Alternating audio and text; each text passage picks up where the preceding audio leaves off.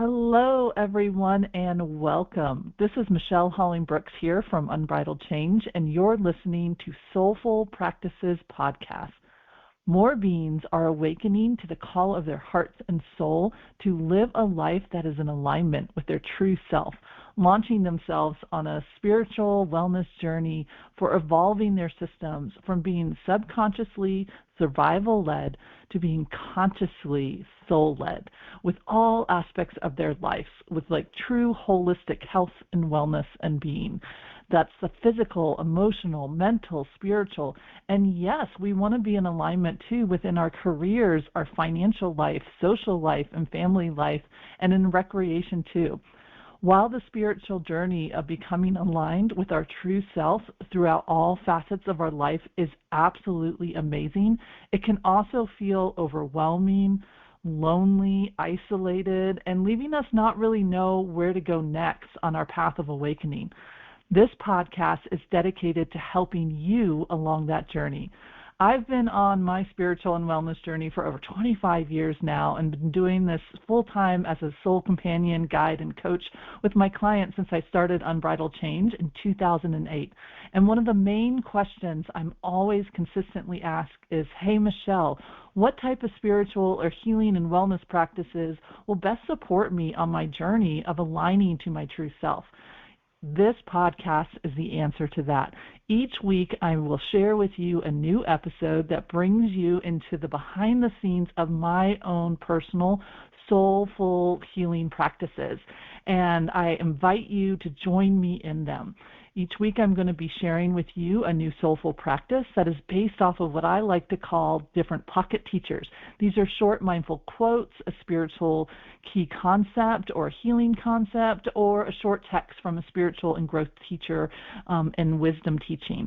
And they are designed to help serve as a guide for us, a companion to us throughout that week, to help you courageously connect with the soul-led choices that will best help serve you in making the choices that will bring you into more balance so that you can live, love, and lead your authentic life.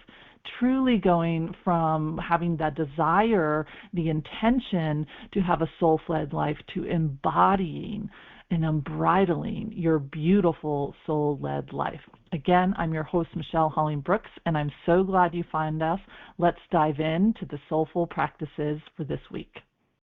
Hello, everyone, and welcome to a new episode of Soulful Practices. And we are diving in this week. I've picked a new quote, a new pocket teacher to be with us for this week.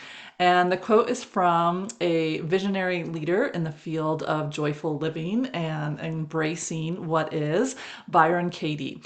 And the quote is, "It's not your job to like me, it's mine." This is a little tricky one, right? Because we are literally wired to seek belonging and to seek acceptance and validation from those around us from a very early age. And so this quote that she's inviting us into kind of exploring and working with this week, that's going to allow us to courageously connect with our life of "it's not your job to like me, it's mine," can hit a couple road bumps along the way. But the invitation that comes with this week's practice is liberation. It's freedom. It's beautiful actually moving into more connection moments because we are holding within ourselves self-love, acceptance, and worthiness. We are liking ourselves. We are loving ourselves. We're accepting ourselves, flaws and all, just as we are. And when we do that, frees us up to be able to be in connection with the other in a place that has much more freedom in it,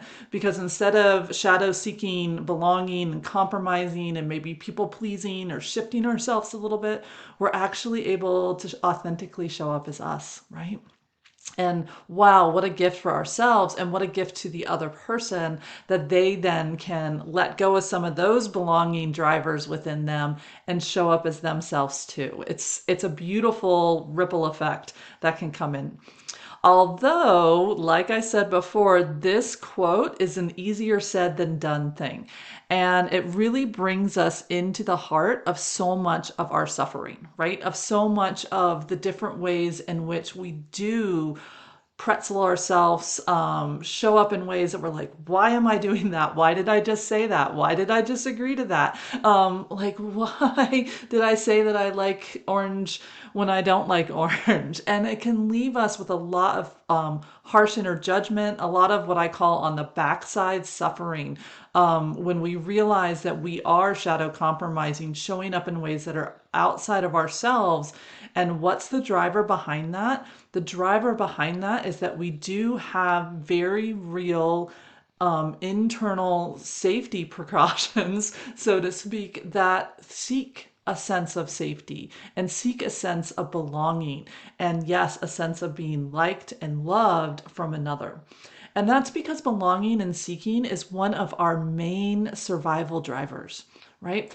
I want you to just take a moment and imagine the nervous system of a little baby, right? That little baby that's just coming out, and realizing that that little baby doesn't have that conscious thought, right? Even those younger kids, they're not consciously seeking and looking for, like, oh, do I need to perform? Do I need to do this little thing to make this person happy? Do I need to say words the right way?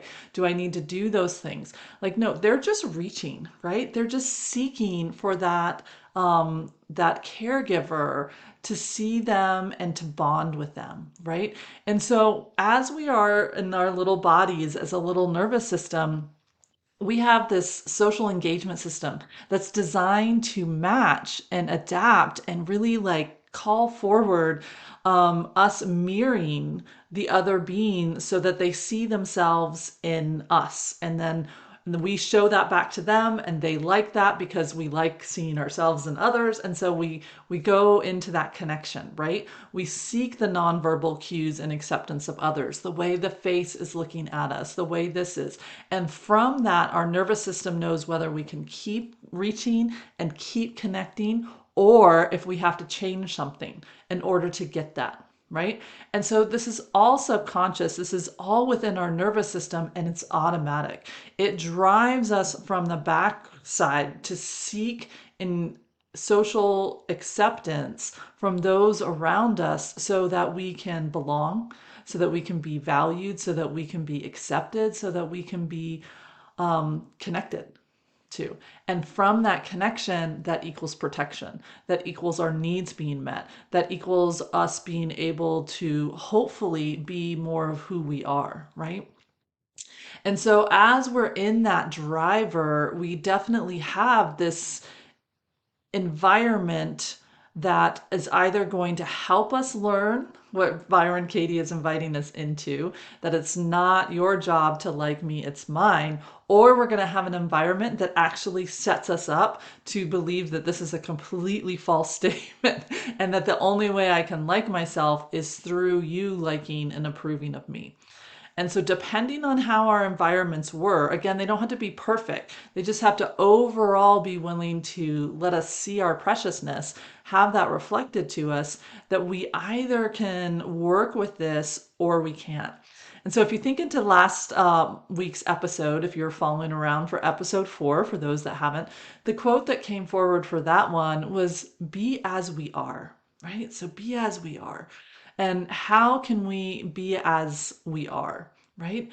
And in that one of being who we are, we're only allowed to foster that, to connect to that, to feel a healthy sense of inner worth and value and love and self-acceptance if our external world allowed that at first, right? And this was something that took me a little while to really validate and really understand. And I was kind of would hop over this part of self-development and be like, well, yeah, that's true for back then, but we're adults now. So why are we still running this wiring? And why can't we just give it to ourselves? And why is this such a hard struggle for me? And I really went back and forth with it. And then I saw it when I had my girls and I was holding them as a little baby and holding them as a toddler.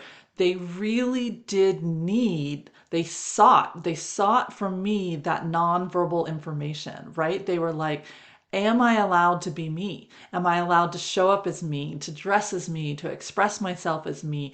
Is that going to be accepted? Is that not going to be accepted? The things they were starting to love about themselves and want to express about themselves, their own little ways of being, they really did look to the outside world for approval first, for validation, because that's just the way we're wired. Because if it's not accepted, if it's not appreciated, if it's not understood, or it's seen as a threat, it's going to shut it down. It's going to, like, the little person is going to little by little by little back off of what that is. And what does that mean? Well, that means we have to put down the things that we love. I want to come out dressed in all of my favorite things, with all of my favorite, like, baubles and this, that, and the other. I want to share my favorite song off key, just dancing and twirling, right? I want to be like, oh my gosh, I just saw the most amazing thing. This little bug, it's so cool. It's so amazing. I want to share that with somebody and gain that. Well, what is that doing? That's seeking inner validation for what we're being drawn to, what we're feeling our little heart start to light up and work with is acceptable, is something that other people say, yeah, that's amazing, that's awesome.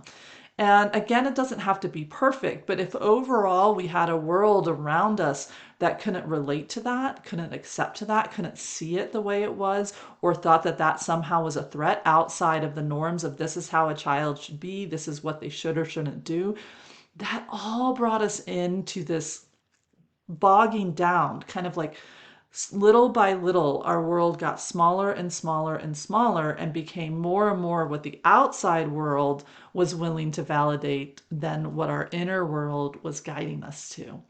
And so we had to put little pieces of ourselves aside, little by little. Oh, this one's going to go over here. This one's going to go over there. And little by little, we get further and further away from ourselves. Right? We get further and further away from our inner knowing and our truth. And what happens then is when we get the degrees of freedom to really say, well, I get it. The world around me says this is important, but I really feel this. We don't have that bridge, right? That connection between those two things to truly say, in a grounded way that we really feel it, like in our bones, we feel it, that says that's great for them, but this is my truth, right? We don't have that strength of that string attaching us to our own inner knowing.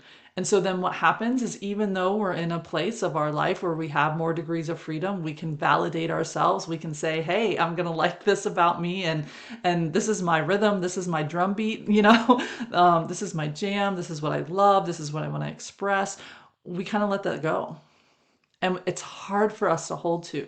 And then we find ourselves doing the shadow compromises to gain belonging and acceptance because we don't actually have access to that inside our own system.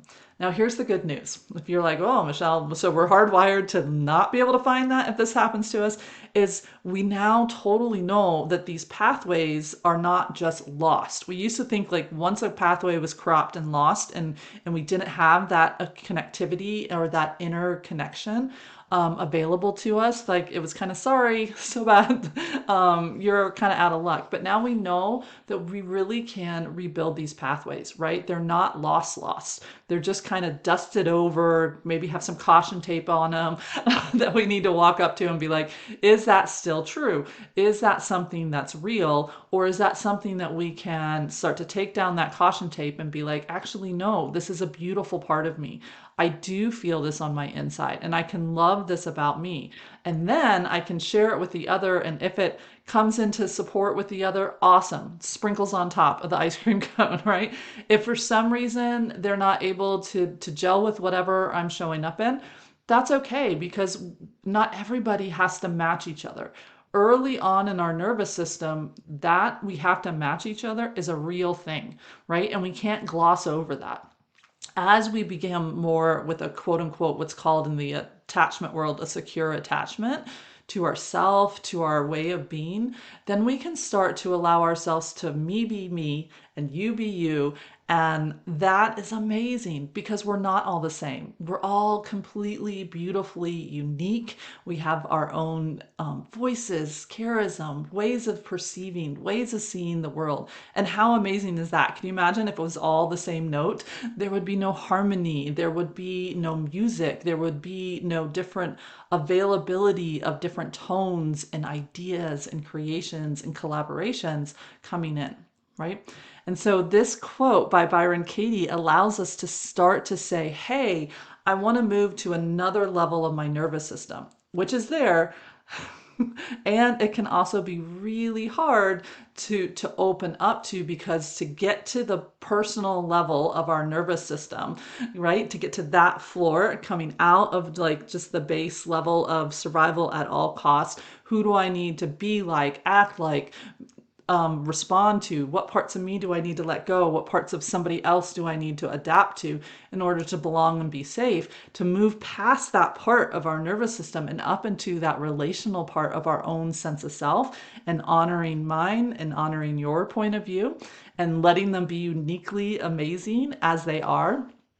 You know, that takes us having to be willing to take on some of those survival level guidings and say to ourselves in a conscious way, hey, that might have been true then, but that's not true now. I have the ability to kind of meet my own needs. And one of those things that I finally got that aha from is to be able to see ourselves with the eyes, to feel ourselves with the embrace, the acceptance that maybe some part of us didn't get when we were younger. Again, it doesn't have to be like this big, huge trauma story. It could just be ever so slightly feeling a pullback when we showed up as ourselves, right? So those little by little add up, and we have to put away us and open up to something else, right? And when I started to see this was when I was looking at my girls, like I said before, and I realized that unless I honored them and their beautiful preciousness and their quirkiness and their ways of being and their own journey of developing their own ways of thinking and the ways of, critical thinking, of being able to reflect on themselves and not just beat themselves up, but yet find, okay, here's what I want to tweak and here's how I want to try again, like go back out there. And that is what we need to give ourselves, right? Switching from that harsh inner critic that's going to wapow us over the head or slap us on the hands with a ruler. If we have a misstep, and instead kind of holding ourselves and say, oh, I think right now I'm people pleasing because I really I care about them. I like this relationship. I want them to value me, right? Or, oh, right now I'm, backing off of sharing something with somebody because I think it'll create a rift in them. Is that true? Or is that my trying to caretake something so that I don't, upset the apple cart, right? Like a peacekeeper kind of a thing. But as a result of it, I never feel seen, felt, or heard because I don't allow myself to show up in that space to be seen, felt, or heard. So now I'm stuck with shadow resentment, storylines of saying the other person won't let me be there, but is that true, right? And so Byron Katie invites us into challenging some of those stories that's in with us. I like to soften a little bit and be like, it's compassionately turning towards that and saying, hey, this was true at some point. This was what our system thought it had to do in order to survive, and we're going to honor that. There's exquisite reasons as to why we're doing that.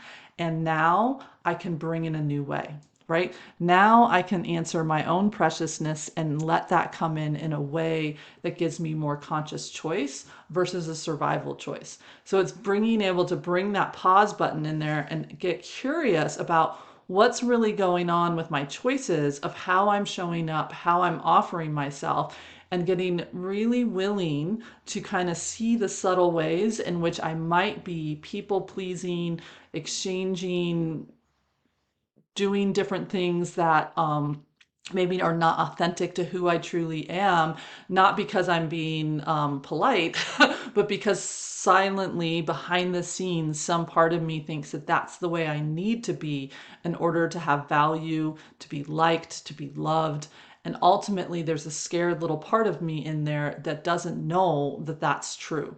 that I am liked and loved by me, right? I'm giving that to somebody else to be in charge of instead of myself. And so that answers that question of why do we do these crazy things? We do these crazy things where we're sitting there going, oh my gosh, why did I show up that way? And we can give ourselves love instead of whoopowing ourselves. So, right now, if it feels good to you, before we dive into the practice for this week and setting that up, let's just take a moment and open up to that Reiki energy, right? Really allowing ourselves to feel that love emanating from our heart, that beautiful Reiki energy that doesn't have judgment. It has compassion and understanding for those moments where we might have shown up in a place that was completely lost from connection to our sense of self, completely feeling like we had zero control or we were acting in ways that we couldn't pull back even though we wanted to, right? Allowing ourselves to really see that in that timeline, those were moments where we were stuck and being driven from a desire to seek love, approval, connection, protection from self or from others, right? We were seeking admiration and a validation that we belong, that we're worthy.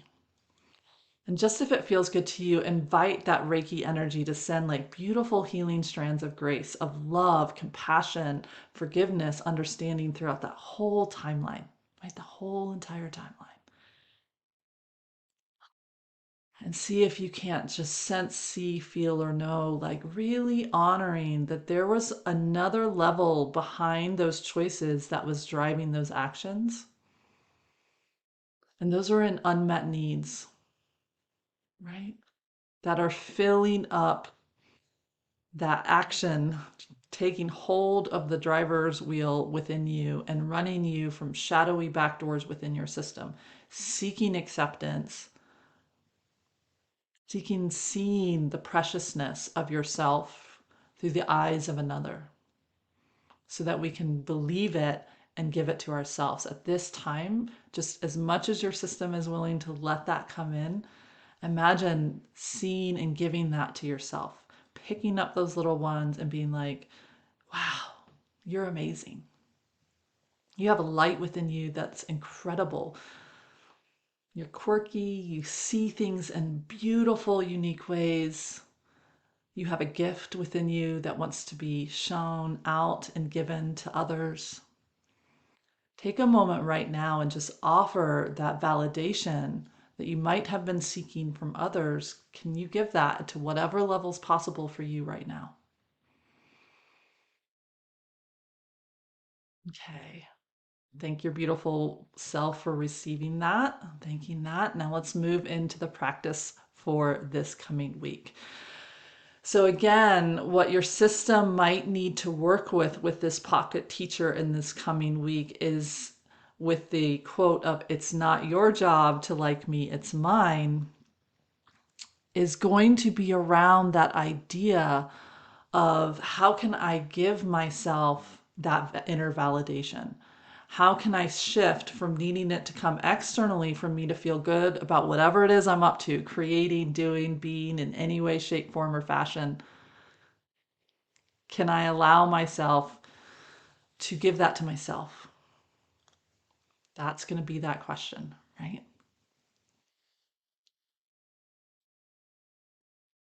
And so take a moment right now, if it feels good to you, and check in around your body of what might be present as far as sensations. We're going to start with that four body check in, right? And so remember at this point, if you're new to me, if you're just now finding me, hello. But if not, I just want to remind you that we can have more than one sensation, more than one conversation going on because we are a multi-dimensional being, right? We're not one note. We're a whole bunch of different notes coming together. Sometimes they sound beautiful together and sometimes they really clash. And so we want to be okay with whatever type of chords are coming together within us. So perhaps as you scan in with this idea of working with this teacher this week that says, it's my job to love myself. It's my job to like myself. It's my job to validate myself. I can share my wins and my ahas with others. And if they accept that and like they agree with it, great. That's sprinkles on top of my already created piece of cake or ice cream cone, whatever you want to see that as, right? However, I'm going to give that to myself first, right? How does your body feel about this conversation that we're going to be having this week? Some of you might be noticing that perhaps there is like an opening, like an exhale, a softening of that beautiful heart center. Like it's almost permission to come home, to see and honor your own preciousness, to give yourself that gift, right? With inner love and acceptance that we're going to be a moving target. We're not, perfection is not the name of the game here, right? And that's okay. That it's about learning and growing and adapting back to our original self, right? Maybe you're noticing that there's a nervousness somewhere within you, like a tightness, a shakiness, maybe in the abdomen or the gut or in like the legs, or like a tightening of the shoulders or like a locking of the jaw. And maybe those have a protective story with them that somehow, if we start to change up the status quo of how you've been seeking outside approval and liking, that somehow your belonging will be lost, right? Others might not accept you if we shift this from an external to an internal. Like maybe the people around you won't feel needed, right? And or maybe they'll feel like you're withdrawing from them and not opening to connection. Like what are the different sensations that are happening in your body? Just notice where they are and write them down if you can. Just a few little sensations. What emotions might be present with them, like a concern or a worry or a fear or an anxiousness. Um, when you're ready, let's go ahead and check in now with the mental being. So, what are the different stories? Byron Katie's work really focuses on the stories that we're telling ourselves, like what's up and running in your mind right now. What are the different narrators? I call them inner narrators that are like chatting away, those little protectors that are like, I see them as little bobbleheads, like, hey, Michelle, like all those different things kind of in the background that you might be having with this quote right now. It's not your job to like me, it's mine.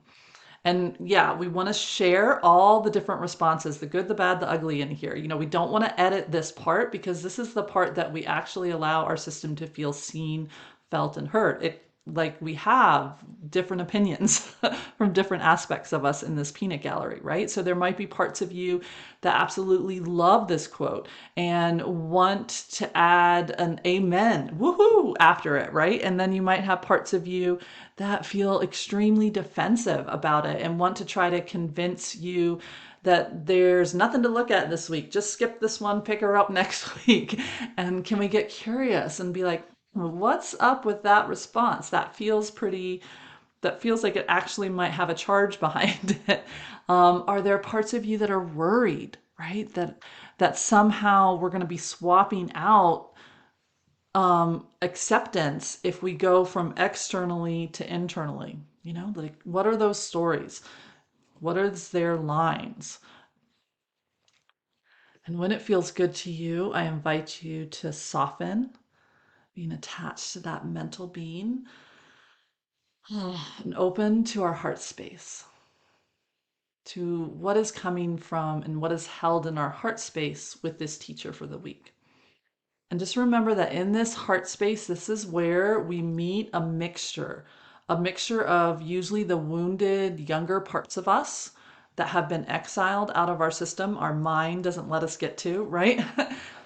And also hearing our soul starting to come through and talk to us through this beautiful heartbeat. And so we have both of these different dynamics happening. And historically, our mind might go and try to pull like this connection apart and make them too wide, or try to cut it off, or like dump a whole bunch of white noise and thoughts in here to keep us from connecting these two, because it thinks we can't handle holding the unmet needs of these wounded parts. Because at the time they were exhaled in our system, we couldn't. There was no one there to help us hold what they were holding. Otherwise, they wouldn't have been created, right? So we can't judge it and say, oh, they could have gone and talked to so and so, or they could have found a friend at church, or they could have found a friend at school, or they could have found, they could have found somebody to help them hold what was happening. We're not going to do that to our system. We're going to trust that whatever it did was the best it could do at that time, right? And so we're going to send love and compassion to them, and we're going to let them know that no longer are we needing different, caregivers or giants of our world that were around us to hold and meet this little one. That's not our goal, to get somebody outside of ourselves to hold this, right? That's literally the quote. We're going to hold them. We're going to hold those little ones and meet them with love and meet them with understanding and compassion to the best that we can, right? And even if we have parts of them that might be judging them as weak or too sensitive or whatever story is attached with them, we're going to hold up a hand, a loving hand, and set a boundary in our system that says, hey, hey, hey, we're not bullying different parts of us anymore, right? We can now hold this beautiful, loving, compassionate space, just like a mystical parent, so to speak, is what I teach my clients, within ourselves, so that we can meet those wounded parts of ourselves with the beautiful soul level parts of ourselves. These are the parts that we had to let go of. So not only are we wanting to connect and help tend to those wounded parts of us so those needs can finally be met through us in healthy ways, we also want to pull off the shelf the parts of us that we had to put aside. Our beautiful, quirky way of seeing the world, the light that we want to see, the excitement that we want to do, the joy that we have in the little moments of life. Like all those things that we put aside, we want to go to that shelf, kind of dust it off and be like, ooh, here's a really cool present. This is a part of me I haven't been able to truly unbridle and like let loose and bring into my heart in a while. And I want to do that. So bringing that forward. And we want to do both of those throughout this week. So just notice, sense, see, feel, hear, know what might be coming from your heart space for this week around this practice. And if it hasn't already done so, really opening up that invitation to your soul, to that wise oneself within and that inner healer within, and asking it to come forward and help share with you some insights of what it would like you to bring your intention to this week, right? To help you shift from being survival led to being more soul led, and therefore having more connection. Because it's a crazy thing. We think we're going to lose connection this way, but it actually doesn't. It opens us up to beautiful connections. Okay, so now let's dive into the practice that I kind of feel coming forward for me this week. And I invite you to join into this and make it your own as we are bringing our awareness to how we're showing up in that present moment in connections with self and with others, right? So I'm setting the intention this week to notice when I'm asking another being, verbally or non-verbally, to hold my own connection to self-love and acceptance. Please guide my attention into awareness of those moments when I'm not connected to loving and accepting myself, and help me pause, right? So when I find myself acting in ways that might have shadow compromises that are outside of the guidance I can hear coming from my heart, right? And getting me to engage in actions that are outside of honoring my own self-worth and self-acceptance, giving that to somebody else to give back to me, like help me realize, oh, wow, I'm doing that. Let me give that, hold please. Can I have that back? That actually belongs to me, right? Help my guidance and my attention be brought to the awareness of when I'm having actions that are really subtly seeking outer validation and approval instead of asking for my connections, to help celebrate the wins within me. And so this one is a really subtle, and I remember when I found this one, I was like, wow, I was sharing with other people, guess what? And I could tell I was holding my breath. Are they going to have excitement with me? Are they going to be able to be like, Michelle is amazing? Are they going to honor it the way I was so excited to share with them? And can I realize in those moments that's a very subtle way in which I wasn't willing to honor it until somebody else did. And so I wasn't asking them to celebrate a win with me. I was asking them to give me permission to celebrate a win, right? And depending on their response, I either started to kind of poo-poo my own actions and my own excitement and be like, oh yeah, it wasn't that big of a deal, or could I just genuinely be like, oh my gosh. And then therefore, could I genuinely offer that to another? Right? Because when we have this internally within ourselves, when we feel self-empowered, we can empower another. So when somebody else comes to honor and celebrate a win with me, I can do that without a shadowy, weird thing getting in the way of somehow thinking if I honor them, that dishonors me, right? A protector thinking there's only so much love to go around, right? And then maybe finding the ways that I'm engaging in my actions that are trying to convince me of my worth based on that outer approval in some way or fashion, right? Like I just was saying, if for some reason I thought this was really awesome and then I shared it with somebody else and they were like, again, I have kids, so I just saw that the Gru movies, and so, when he was saying, look, mom, I built this rocket ship, and she was like, and he's like, look, mom, like every time he came in was so excited, and then somehow because he didn't get a response back, it kind of deflated him, right? A little bit. So where might I be doing that to myself or unintentionally doing that to others, right? Help me pause when I find those moments, when I have that little antenna up in the back of me and I all of a sudden see that. And instead of being like, oh, judging myself, and again, that ruler metaphor, can instead I soften and turn towards that moment within me with love and awareness, right? Can I help my attention flow to those tender parts of me, the little ones that have forgotten or never got to feel the luxury of seeing that preciousness reflected in somebody else's eyes, to feeling that, oh, tell me more about it, and eliciting more of that, wanting to understand and just bathe in that innate worth and likability of that little being, right? Help me be able to answer that and to bring that forward. And then asking the question when I find that moment is, what do I internally need right now to cultivate that self-love and worthiness? Like, how can I internally within my own system be that loving parent to myself, right? How can I help then offer that clean relationship to the other? Because as I meet that need in a healthy way within myself, I'm automatically able to open back up to that connection in a healthy way too. And offering that not only to myself, but to the other as well. So I want to set this intention to help me listen and match my inner guidance with this idea of help me be aware of when I'm giving the job of likability to somebody else versus having that internal first, right? And then offering that connection to another.